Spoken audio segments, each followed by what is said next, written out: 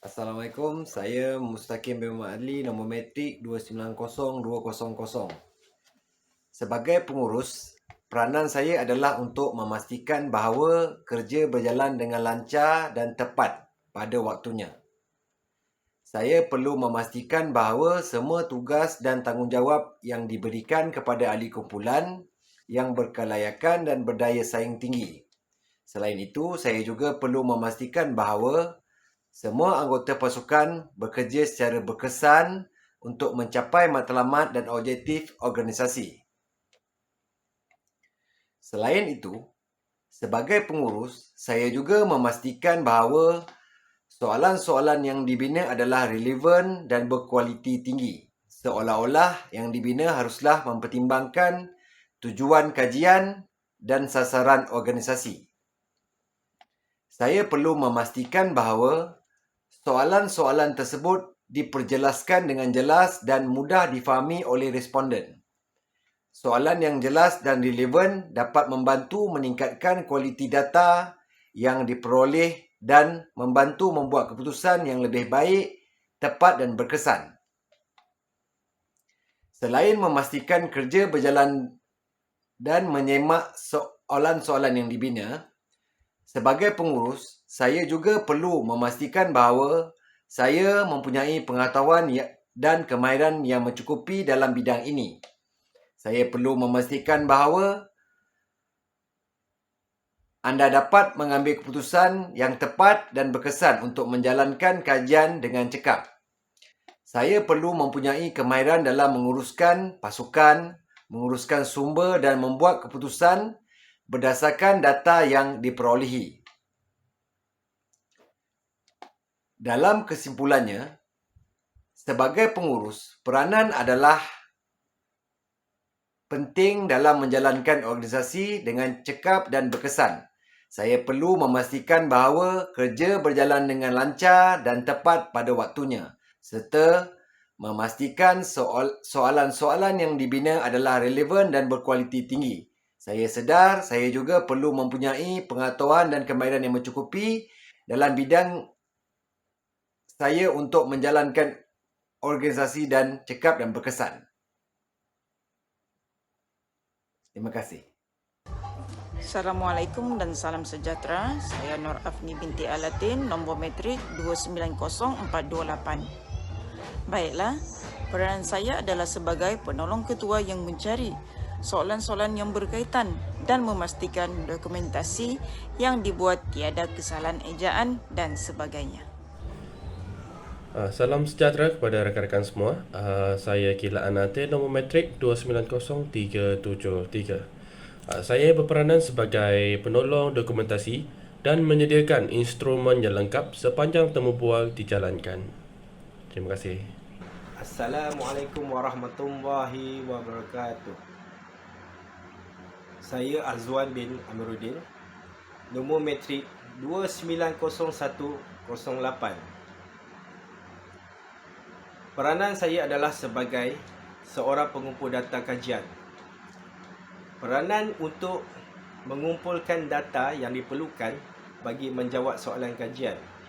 Saya akan bertanggungjawab untuk mengumpul data yang berkualiti tinggi dan relevan dengan tujuan kajian. Dalam kaedah pengumpulan data melalui temu bual, saya akan menggunakan soalan terstruktur atau tidak terstruktur untuk memperoleh maklumat dari responden kajian. Sebagai pengumpul data melalui temu bual, saya perlu memastikan bahawa anda memahami tujuan kajian dan objektifnya.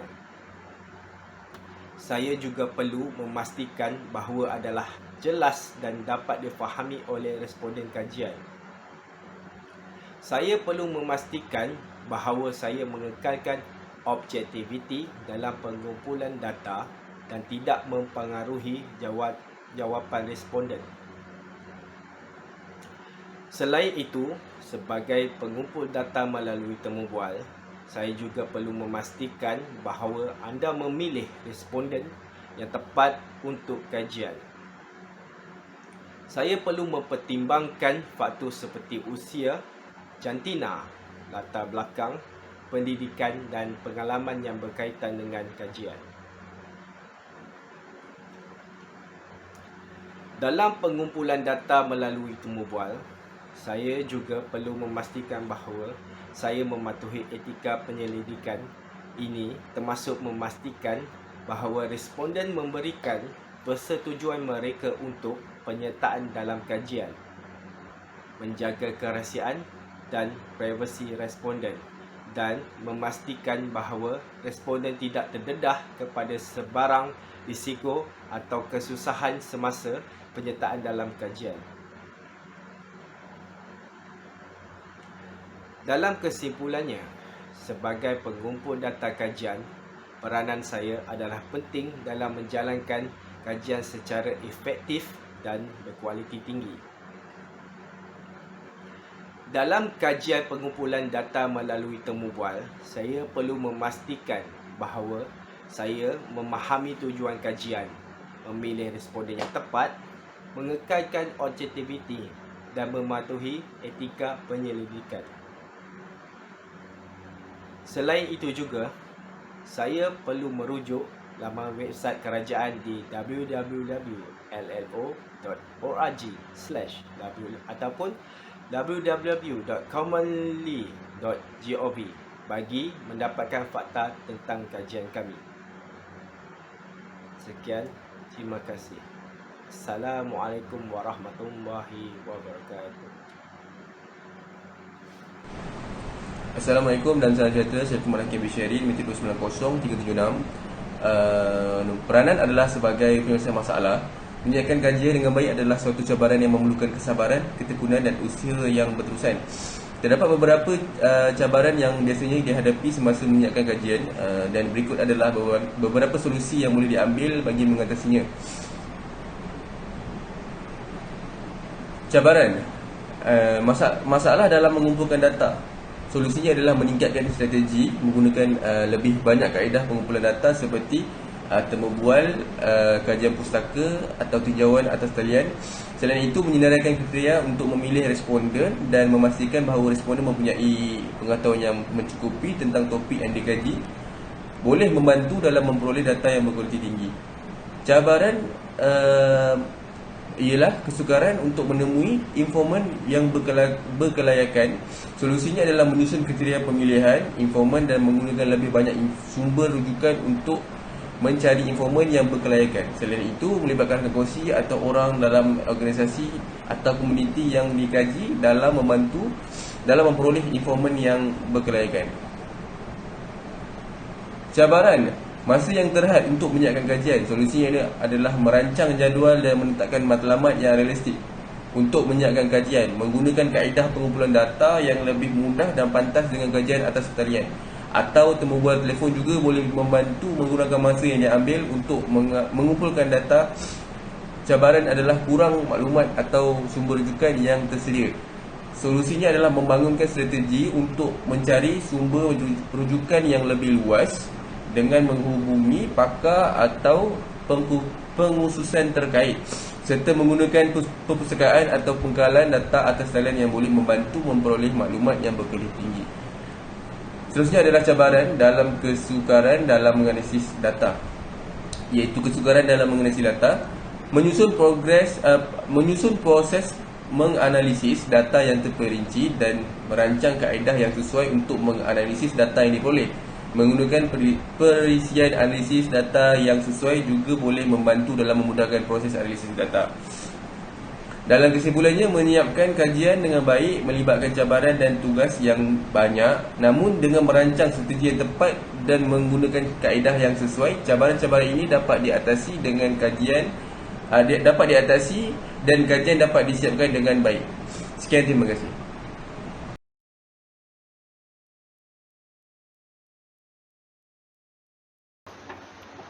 Okey, bismillahirrahmanirrahim. Assalamualaikum warahmatullahi wabarakatuh. Salam sejahtera saya ucapkan kepada sahabat-sahabat.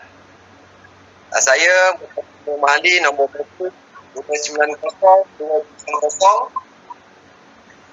Di sini kami melaksanakan kegiatan MPU 1043 Falsafah Syukur Masa memilih tajuk hak asasi manusia di dalam mahkamah.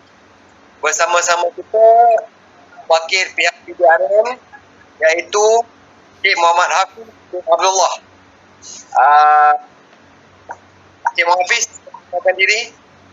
Okay, Assalamualaikum dan selamat petang, salam sejahtera semua. Okey, saya nak buat pengetulan. Nama saya Muhammad Hafiz bin Abdul Rahman. Okey, saya bertugas dalam PDRM ni selama 14 tahun. Dalam tempoh 14 tahun, mahkamah adalah cawangan keempat yang saya bertugas. Jadi saya di mahkamah ni lebih kurang dah 3 tahun saya di mahkamah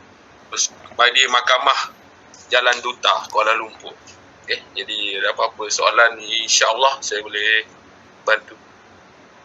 Baik, tanpa melengahkan masa lagi, saya terus ajukan soalan pertama dari saya untuk Cik Hafiz. Okey, Cik Hafiz? Okey, boleh silakan. Dalam tajuk yang kita bincangkan hak asasi manusia ini, so daripada kami ada beberapa soalan ingin diajukan. Soalan pertama daripada saya sendiri. Okey, apakah peranan anda sebagai anggota polis yang bertugas di mahkamah dan bagaimana anda memastikan hak asasi manusia dihormati semasa prosiding mahkamah? Silakan, Cik Hafiz. Jawapan yang pertama daripada saya. Okey, peranan saya di mahkamah adalah untuk memastikan keselamatan, ketenteraman di dalam kamar mahkamah ataupun bahasa pasar kita panggil bilik mahkamah, serta membantu dalam prosedur mahkamah dalam konteks hak asasi manusia. Okey, tugas saya dibantu oleh lagi 2 orang anggota. Mana saya memastikan bahawa hak asasi manusia semua orang dihormati semasa prosedur mahkamah, termasuk hak untuk kesesamaan di hadapan undang-undang, hak untuk perbicaraan yang adil, untuk berlindung daripada penyiasaan ataupun layanan buruk, dan hak untuk privasi dan kebebasan bersuara. Okey, lagi satu, untuk memastikan hak asasi manusia dihormati semasa proses mahkamah, saya boleh mengambil beberapa tindakan seperti memastikan pihak-pihak pihak-pihak dalam sesuatu kes didaya secara adil dan tidak diskriminasi. Maksud diskriminasi ni maksudnya daripada segi bangsa, agama, kaum ke apa lebih kurang macam tu. Mengelakkan penggunaan kekerasan atau tindakan yang merendahkan maruah manusia. Contohnya kekerasan tu macam kita tak pukul dia, lepas tu kita pun akan panggil dia dengan nama dia, kita tak adalah panggil dia macam apa something macam kita sebut, oi binatang.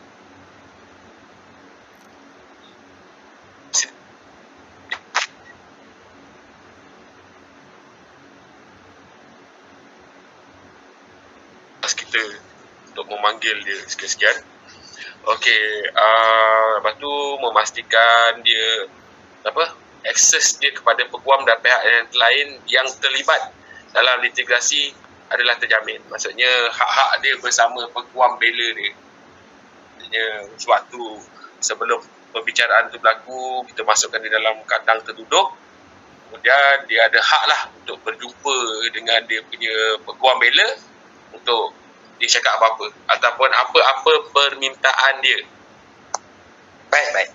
Okey, selain itu, saya boleh melaporkan sebarang pelanggaran hak asasi manusia yang berlaku semasa prosedur mahkamah kepada pihak atasan atau pihak berkuasa yang berkaitan, serta memberi nasihat dan sokongan kepada pihak-pihak dalam kes yang memerlukan bantuan. Okey, contohnya banyak juga isu macam ni ada setengah lawyer yang memberikan anak guam dia telefon bimbit sedangkan orang tu OKT.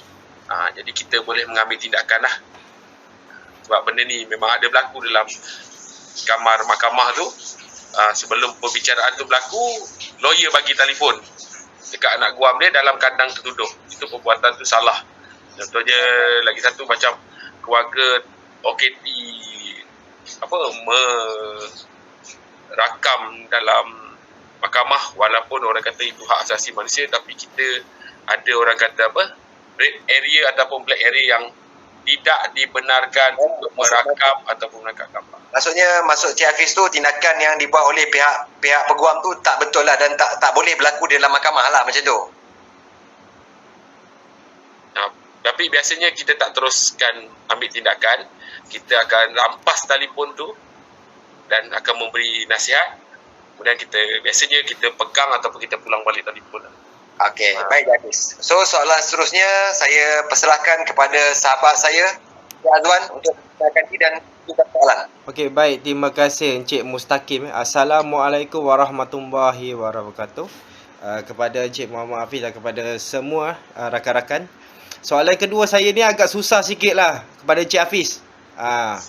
Apakah yang akan polis lakukan untuk mencegah penyalahgunaan hak asasi manusia oleh polis atau pihak berkuasa lain di dalam bilik mahkamah? Silakan Encik Hafiz. Okey, dengan jawapan ni kita cuba jawab yang terbaik. Okey, sebagai anggota polis yang bertugas di dalam mahkamah, polis mesti memastikan hak asasi manusia itu dihormati oleh semua pihak yang terlibat dalam proses undang-undang. Okey, polis boleh mengambil beberapa tindakan untuk mencegah penyalahgunaan hak asasi manusia oleh polis atau pihak berkuasa lain, termasuk menjalankan tugas dengan profesionalisme dan integriti yang tinggi serta mematuhi semua peraturan undang-undang berkaitan hak asasi manusia. Okey, contohnya kat dalam tu kita tak boleh beri layanan buruk. Jadi OPT diberi peluang untuk memberitahu kepada peguam dia untuk membuat satu laporan polis dan laporan itu dirujuk kepada Jabatan Integriti Pematuhan Standard serta kepada EAIC kata saya ataupun orang panggil siap Suruhanjaya Integriti Anggota Penguatkuasaan. Boleh macam tu. Okey, memberi pendidikan kepada semua berkaitan hak asasi manusia termasuk tahanan, saksi, mangsa jenayah serta memberi nasihat dan sokongan apabila diperlukan. Ya, contohnya macam mangsa dia tanya kita macam mana dengan keselamatan saya bila ni, kita akan nasihat dia semuanya dia dilindung di bawah hak saksi. Ya. Dia akan diberi perlindungan hak saksi. Okey. Okey, baik. Terima kasih. So seterusnya saya serahkan kepada ni untuk mengajukan soalan seterusnya. Okey, terima kasih Cik Mustaqim. Soalan dari saya ialah, apakah yang boleh dilakukan oleh ahli masyarakat mengikut Akta Undang-Undang Malaysia jika mereka merasakan hak asasi mereka telah dicabul semasa proses mahkamah? Okey. Itu soalan saya, Cik. Okey, jika seseorang anggota masyarakat merasa hak mereka dicabul atau dilanggar selama proses pengadilan atau dalam ruang undang-undang, mereka dapat mengambil beberapa tindakan sesuai dengan Akta Undang-Undang Malaysia berkaitan antara lain hak asasi manusia ataupun digelarkan sebagai SUHAKAM, Suruhanjaya Hak Asasi Manusia tahun 1999. Anggota masyarakat dapat mengajukan aduan ke Suruhanjaya Hak Asasi Manusia, SUHAKAM, jika mereka merasa hak asasi manusia mereka telah dilanggar selama proses pengadilan atau dalam ruang sidang.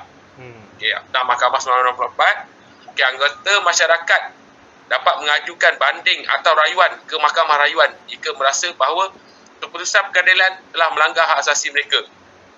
Okey, ini yang kita tengok daripada sudut yang masyarakat. Maksudnya dia kalah di peringkat mahkamah tinggi kes dia. Kan dia rasa dia tak buat benda tu. Dia ada satu lagi prosedur dia akan diajukan ke Mahkamah Rayuan. Sekiranya dia gagal di Mahkamah Rayuan, adalah finale dia, kita akan berjumpa di Mahkamah Persekutuan. Okay, kita ada saya 6 tingkat mahkamah, tapi satu ni dikecualikan kepada kita. Pertama, Mahkamah Seksyen, Mahkamah Magistrate. Kedua, Mahkamah Seksyen. Ketiga, Mahkamah Tinggi. Keempat, Mahkamah Rayuan. Keenam, Mahkamah Persekutuan. Yang keenam ada satu mahkamah khas, ada panggil Mahkamah Raja-Raja. Jadi kat situ contohnya kita macam saya beritahu tadi, kita ada juga bahagian pemberian maklumat. Jadi Akta Perlindungan Pemberi Maklumat tahun 2010 ni kita ada. Jika anggota masyarakat bahawa hak asasi dia telah dilanggar kerana memberikan maklumat yang berkaitan dengan manusia, dia ada hak untuk melaporkan benda ni kepada polis suakam, siap. Sekarang kalau macam polis buat salah, kita boleh pergi lapor kepada Jabatan Integriti Pematuhan Sistem. Betul? Okay, situ saja. Terima kasih. Terima kasih Encik Hafiz atas penjelasan yang telah diberikan. Baik, terima kasih Encik Afni. Seterusnya saya serahkan kepada Encik Lokman untuk mengajukan soalan seterusnya. Silakan. Okay, baik, terima kasih Encik Mustaqim. Assalamualaikum, salam sejahtera. Terlebih dahulu saya ingin memperkenalkan diri saya. Saya Keman Hakim bin Syairi, Medik 290376.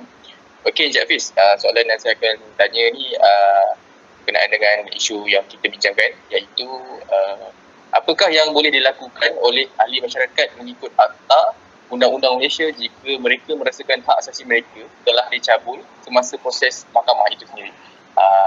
Silakan Encik Hafiz. Soalan ni dah ditanya oleh Encik Nur Afni. Oh ya. Oh, okey, kalau macam tu Soalan lain? soalan lain.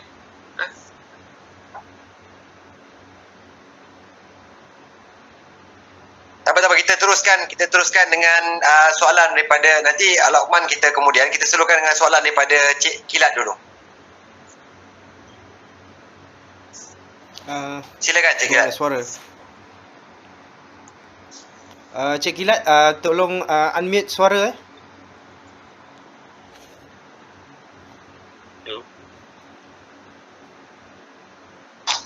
Okey, selamat malam kepada semua rakan-rakan. Dengan juga Encik Hafiz. Saya Kilat Anata, nombor metrik 290-373. Saya ingin menanyakan satu soalan, iaitu apakah tindakan polis untuk memastikan anggota polis atau pihak berkuasa lain tidak mempengaruhi prosiding mahkamah ataupun memburukkan lagi keadaan yang mengancam hak asasi manusia? Silakan Encik Hafiz. Oh, latihan Latihan dan bimbingan. Tanya pasal apa? Okey, memastikan anggota polis itu tidak Dapat polis mainkan peranan penting dalam memastikan anggota polis atau pihak berkuasa lain tidak mempengaruhi prosiding mahkamah atau memburukkan lagi keadaan yang mengancam hak asasi manusia. Antara tindakan yang boleh diambil pihak polis memastikan perkara ini termasuk memastikan ketenteraman. Polis mesti memastikan ketenteraman dan keselamatan di sekeliling mahkamah dijaga dengan baik. Mereka mesti menguasakan undang-undang dan memastikan orang yang hadir di mahkamah tidak mengganggu prosiding mahkamah. Salah satunya macam mengganggu prosiding mahkamah dan keterangan tadi yang di mana sepertinya keluarga OKT yang mengambil video apa semua kita tak benarkan, dan kita tak benarkan keluarga untuk berjumpa dengan OKT melainkan di dalam kamar mahkamah sewaktu di tangan tertutup. Sewaktu macam dia berjumpa tu pun kita akan mengawasilah untuk mengelakkan keluarga OKT memberi apa-apa barang terlarang. Tahu. Suruh Afni ambil bagi ni. Macam daripada untuk hak asasi kita pun macam peguam bela kepada OKT pun kita tak benarkan berjumpa kecuali di kandang tertuduh di dalam kamar mahkamah. Demi jaga. Dan contohnya lagi satu, pengasingan tu akan berlaku. Contohnya macam pegawai penangkap, IO apa semua akan diasingkan bagi menjaga integriti. Kita akan memisahkan pihak defendant dengan pihak pendakwaan ni. Defendant ni macam peguam bela yang akan membela. Jadi kita asing, kita tak nak dia dipengaruhi macam contohnya peguam akan berjumpa dengan pegawai penyiasat. Mungkin akan berlaku salah laku integriti ke belakang. Berdasarkan daripada pengalaman Cik Hafiz sendiri, apa yang Cik Hafiz boleh ceritakan daripada segi integriti, lindungan hak asasi manusia, daripada tugas-tugas Cik Hafiz lah selama ni? Okey, daripada sudut integriti, contohnya lah peguam bela berjumpa dengan pegawai penyiasat ataupun RO yang melakukan sebuan. Jadi mungkin boleh menawarkan wang tunai ataupun hadiah supaya pihak pegawai penyiasat ni jawab dekat dalam kandang saksi pula. Adakah terdapat latihan atau bimbingan khas tu? Tu sekejap lah. Saya nak jawab soalan Cik Azwan dulu. Maksud saya, untuk mengelakkan masalah integriti, kita asingkan. Sebab kalau takut pekuam bela jumpa dengan pegawai penyiasat ataupun pegawai yang melakukan sebuan untuk memberikan keterangan palsu sewaktu berada di kandang tertuduh. Faham maksud saya? Faham. Contohnya apabila pekuam ni tanya, semua tak tahu. Jadi itu akan menyebabkan kesalahan betul. Ada tak berlaku depan mata Cik Hafiz selama ni? Selama pengalaman Cik Hafiz, ada tak berlaku kejadian begini? Okey, selama saya bertugas tak pernah berlaku lagi. Cuma yang macam berlaku kesalahan daripada keluarga family OKT lah. Macam Sejujur Cik Hafiz lah, tiada pernah lah, tak pernah berlaku lah. Tak pernah berlaku. Baik. Okey, soalan terusnya. Okey, baik. Kita teruskan untuk Cik Lokman mengajukan soalan. Okey, baik, terima kasih Encik Muzakir. Soalan seterusnya saya akan ajukan iaitu adakah terdapat latihan atau bimbingan khas yang diberikan kepada pegawai mahkamah di Malaysia untuk memastikan hak asasi manusia dihormati semasa prosedur mahkamah itu sendiri? Okey, ya. Okey, jawapan ni ya, terdapat latihan atau bimbing khas yang diberikan oleh pegawai polis mahkamah di Malaysia untuk memastikan hak manusia dihormati semasa prosedur mahkamah. Contohnya, polis raja menganjurkan kursus atau latihan mengenai hak asasi manusia pegawai polis yang bertugas di mahkamah.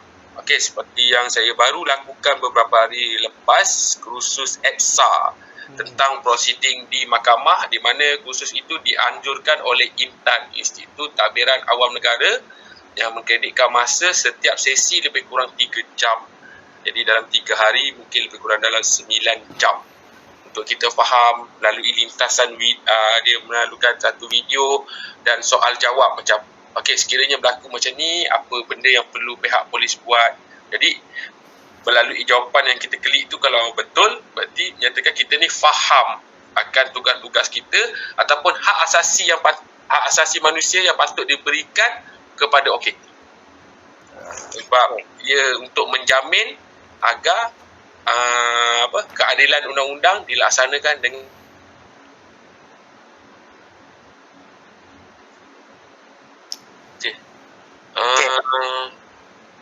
lagi satu, KDN pun sering melancarkan satu program macam mana terhadap layanan kepada OKT.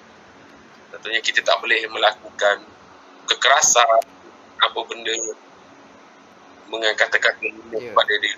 Polis dan masyarakat berpisah tiada, Cik Hafiz lah. Apa dia? Polis dan masyarakat berpisah tiada Yelah, tapi ini pun kadang-kadang dia bergantung pada suasana politik jugalah. Kadang-kadang ubah. Itu sajalah. Satu lagi Cik Hafiz nak tanya. Kalau sepanjang proceeding tu, OKT tu, dia digari sepanjang perbicaraan atau macam mana? Okey, OKT akan digari sepanjang perbicaraan jika kes itu kes yang tidak boleh dijamin. Berbual 302, penggunaan telefon tidak dibenarkan sama sekali. Daripada sudut hak asasi manusia pun, orang yang berpakaian yang tidak sopan dengan pakai slipper pun kita tidak benarkan masuk ke dalam kamar mahkamah. Maksudnya Cik Hafiz, undang-undang yang kerajaan tetapkan di dalam mahkamah amat ketat dan perlu dipatuhi lah untuk semua pihak. Ya betul. Kalau tidak, kita akan dipanggil satu benda. Contohnya, benda ni ada berlaku kepada seorang ahli politik sepanjang saya bertugas dari tahun lepas saya.